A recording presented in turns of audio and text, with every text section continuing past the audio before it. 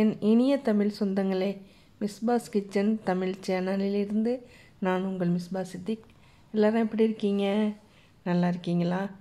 இன்றைக்கி நம்ம Chinese burger எப்படி பண்ணுறதுன்னு பார்க்க போகிறோம்.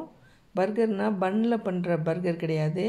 பரோட்டா மாதிரி ஒரு ரொட்டி தயார் பண்ணி அதில் தான் பர்கர் செய்ய போகிறோம். சைனீஸ் எல்லாம் அப்படி தான் பர்கர் செஞ்சு சாப்பிடுவாங்க. வாங்க எப்படி பண்ணுறதுன்னு பார்க்கலாம். கோதுமை மாவு 1/4 கிலோ எடுத்துக்கோங்க. மைதா 100 கிராம் சேர்த்துக்கோங்க. 1 டீஸ்பூன் பேக்கிங் பவுடர் சேர்த்துக்கோங்க. Sugar 1 teaspoon. உப்பு 2 டீஸ்பூன் போட்டுக்கோங்க. ஆயில் 3 டேபிள் ஸ்பூன் அளவுக்கு சேர்த்துக்கலாம். இப்போ நல்லா ஸ்பூனால் நல்லா மிக்ஸ் பண்ணி விட்டுட்டு ஆயில், சுகர், உப்பு எல்லாமே நல்லா மிக்ஸ் ஆகிற அளவுக்கு நல்லா மிக்ஸ் பண்ணி விட்டுடலாம். இப்போ தண்ணி நம்ம கொஞ்சம் கொஞ்சமாக சேர்த்துக்கிட்டு பரோட்டா மாவு, சப்பாத்தி மாவு எல்லாம் பிசைவோம் இல்லையா, அந்த பதத்தில் நல்லா பிசைஞ்சு எடுத்துக்கலாம். மாவு நல்லா சாஃப்டாகிடுன்னு அந்த அளவுக்கு நல்லா மிக்ஸ் பண்ணி எடுத்துக்கலாம். இது மாதிரி கையால் நல்லா அழுத்தம் கொடுத்து நல்லா பெரட்டி விட்டு நல்லா மிக்ஸ் பண்ணி மாவு நல்லா சாஃப்டானதுக்கப்புறம் பவுலில் வச்சு ஒரு 1/2 hour மூடி வச்சிடலாம். 1/2 hourக்கு அப்புறம் இதை எடுத்து நல்லா இன்னொரு வாட்டி நல்லா பிசைஞ்சு விட்டுக்கலாம். மாவு நல்லா சாஃப்டாகிடுச்சு பாருங்கள், எவ்வளோ சாஃப்டாக வருது பாருங்கள். ரொம்ப தண்ணியாக போயிடக்கூடாது, மாவு இந்த பதத்தில் இருக்கணும். இப்போ நம்ம அதை சின்ன சின்ன உருண்டைகளாக போட்டுக்கலாம். லேசாக உருட்டி விட்டு இதிலேருந்து டிவைட் பண்ணி எடுத்துக்கலாம். நம்ம இப்போ அதை 6 உருண்டைகளாக போட்டுக்கலாம். ரொம்ப பெரிய ரொட்டியாக தேவையில்லை. நமக்கு ஒரு பர்கர் எவ்வளோ பெருசாக இருக்குமோ அந்த அளவுக்கு நம்ம போட்டால் போதும். உருண்டைகளை ஒரு 10 நிமிஷம் மூடி வச்சிடலாம். இப்போ ஒரு 10 நிமிஷத்துக்கு அப்புறம் எடுத்து ஒவ்வொன்றா வளர்த்துடலாம். இந்த மாதிரி லேசாக தட்டி விட்டு நீல வாக்கில் வளர்த்துருங்க. நல்லா நீல வாக்கில் வளர்த்திங்கன்னா நமக்கு அதை சுருட்டி எடுக்கிறதுக்கு வசதியாக இருக்கும். இதை நம்ம சுருட்டி எடுக்கணும்.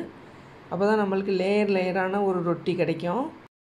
நீல வாக்குலேயே வளர்த்துக்கலாம். நல்லா நீளமாக வளர்க்கணும். அதனால் கொஞ்சம் லேசாக மடக்கி விட்டு அதை 2 சைடையும் நல்லா வளர்த்துக்கலாம். நான் எப்படி வளர்க்குறேனோ அதே மாதிரி வளர்த்துக்கோங்க. இந்த மாதிரி ஒரு சைடு நல்லா வளர்த்துட்டு லேசாக மடக்கி போட்டுட்டு இந்த மாதிரி 2 சைடையும் 2 எட்ஜையும் நல்லா தேய்ச்சி விட்டுருங்க. நல்லா மெல்லிசாக இருக்கணும், அந்த அளவுக்கு நல்லா தேய்ச்சிருங்க.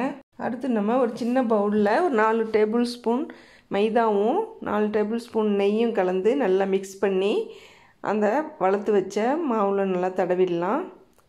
அந்த ரொட்டி மாவில் தேய்ச்சி வச்சோம் இல்லையா, அதில் 2 சைடும் நல்லா தேய்ச்சி அந்த நெய்யும் மைதாவும் கலந்து வச்சுருக்கோம் இல்லையா, அதை நல்லா தடவிடலாம். ஃபுல்லாக அந்த நீல வாக்கு ஃபுல்லாக தடவிட்டு இப்போ ரோல் பண்ணிக்கினேன்.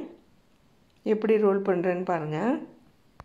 இந்த மாதிரி லேசாக 2 சைடாக இழுத்து விட்டு ரோல் பண்ணிகிட்டே வரணும். நல்லா அகலமாக இழுத்து விட்டு ரோல் பண்ணிகிட்டே வரணும். பிஞ்சு இருந்தாலும் பிரச்சனை இல்லை, நம்ம ரோல் பண்ணி எடுத்துடலாம். ரோல் பண்ணதுக்கப்புறம் இந்த மாதிரி 2 சைட்லேயும் அந்த ரோலை நல்லா நசிச்சு விட்டு இப்படி லைட்டாக நான் எப்படி பண்ணுறேனோ இதே மாதிரியே நீங்களும் பண்ணுங்கள்.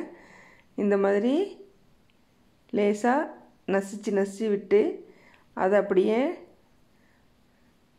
பேடா மாதிரி ஆக்கிடுன்னு. ரொம்ப கை வச்சு அழுத்தம் கொடுக்கக்கூடாது. லைட்டாக இது மாதிரி பரத்தி விட்டு எடுத்து வச்சிடலாம். அவ்வளோதான். இனிமேல் அதை ரொட்டி மாதிரி சுட வேண்டியது தான். இதே மாதிரி எல்லாத்தையும் எல்லா உருண்டைகளையும் இதே மாதிரி தயார் பண்ணிக்கலாம். இன்னொன்று செஞ்சு காட்டுறேன் பாருங்கள்.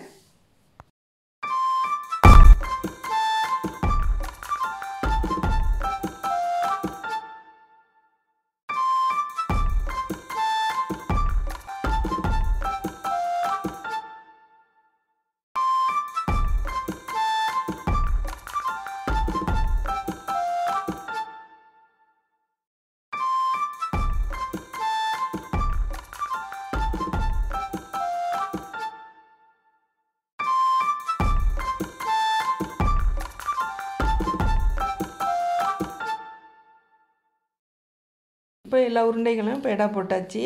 ஒரு பேடாவாக எடுத்து இந்த மாதிரி லைட்டாக தேய்ச்சி விட்டு ரொட்டி சுட வேண்டியது தான். ரொம்ப தேய்க்கக்கூடாது. ரொம்ப அழுத்தம் கொடுக்காம நல்ல ரவுண்டு சேஃபாக இதே மாதிரி தேய்ச்சி எடுத்து வச்சுக்கலாம். எல்லாத்தையும் மொத்தமாக எல்லாத்தையும் தேய்ச்சி வச்சுட்டு அப்புறமா நம்ம எல்லாத்தையும் ரொட்டி சுட்டு எடுக்கலாம். இது மாதிரி எல்லாத்தையும் தேய்ச்சி எடுத்துக்கலாம். எல்லாத்தையும் நல்லா அழகான ரவுண்டு சேஃப் ஆக்கிக்கலாம். இது வரைக்கும் நம்ம சேனலை சப்ஸ்கிரைப் பண்ணாதவங்க சப்ஸ்கிரைப் பண்ணிக்கோங்க. இந்த வீடியோ உங்களுக்கு பிடிச்சிருந்தா ஒரு லைக் போட்டுக்கோங்க. இப்போ எல்லாம் ரெடி ஆகிடுச்சு. இப்போ ரொட்டிகளை நம்ம சுட்டு எடுத்துக்கலாம். ஸ்டவ் ஆன் பண்ணி ஒரு ஃப்ரை பேனை வச்சுக்கோங்க. அதில் 4 டேபிள் ஸ்பூன் ஆயில் ஊற்றிக்கோங்க. ரொட்டிகளை அதில் பரத்தி மூடி வச்சுடுங்க. ஸ்டவ்வை நார்மல் ஃப்ளேம்லேயே வச்சுக்கிட்டு இந்த மாதிரி கோல்டன் ப்ரௌனாக வர்ற அளவுக்கு 2 சைடும் திருப்பி போட்டு 2 சைடும் நல்லா சாஃப்டாகவும் கோல்டன் ப்ரௌனாகவும் வர்ற அளவுக்கு ரொட்டிகளை சுட்டு எடுத்துக்கலாம். இந்த மாதிரி லேசாக சுற்றி விட்டு 2 சைடும் கிறிஸ்பியாகவும் சென்ட்ரலில் சாஃப்டாகவும் வர்ற மாதிரி ரொட்டிகளை சுட்டு எடுத்துக்கோங்க. ரொம்ப கருகிடாமல் பார்த்துக்கோங்க. ஸ்டவ் நார்மல் ஃப்ளேம்லேயே இருக்கட்டும். அவ்வளோதான், பர்கர் ரொட்டி ரெடி ஆகிடுச்சு. இப்போ நம்ம பிளேட்டுக்கு மாற்றிக்கலாம். அடுத்து நம்ம சர்வ் பண்ண வேண்டியது தான். இது உள்ள வெஜிடபிள்ஸ் எல்லாம் வச்சு சர்வ் பண்ணிக்கலாம். உள்ளே நல்லா சாஃப்டாகவும் வெளியில் கிறிஸ்பியாகவும் இருக்கும். இது மாதிரி இருக்கும். இது உள்ளே ஃபில் பண்ணுறதுக்கு ஒரு ஃபில்லிங் தயார் பண்ணி வச்சுருக்கேன். சிக்கனை பொடிசாக கட் பண்ணி போட்டு அதில் ஒரு ஃபில்லிங் மாதிரி சமோசாக்கெலாம் வைப்போம் இல்லையா, அந்த மாதிரி ஒரு உள்ளடம் ரெடி பண்ணி வச்சுருக்கேன். பர்கருக்கு தேவையான தக்காளி, குடமிளகாய், மல்லிக்கீரை கொஞ்சம் கட் பண்ணி வச்சுருக்கேன். மயோனஸ் கொஞ்சம் எடுத்து வச்சுருக்கேன். நான் மசாலா மயோனஸ் தடவிருக்கேன். நீங்கள் உங்கள்கிட்ட என்ன மயோனஸ் இருக்கோ அதை தடவிக்கோங்க.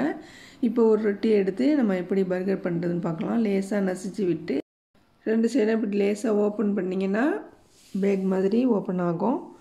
இது உள்ள நம்ம மயோனஸ் தடவி இந்த வெஜிடபிள்ஸ் எல்லாத்தையும் வச்சு சிக்கனில் உள்ளடை சேர்த்து வச்சுருக்கேன் இல்லையா, அதில் கொஞ்சம் வச்சு அப்படியே க்ளோஸ் பண்ணி சாப்பிட வேண்டியது தான்.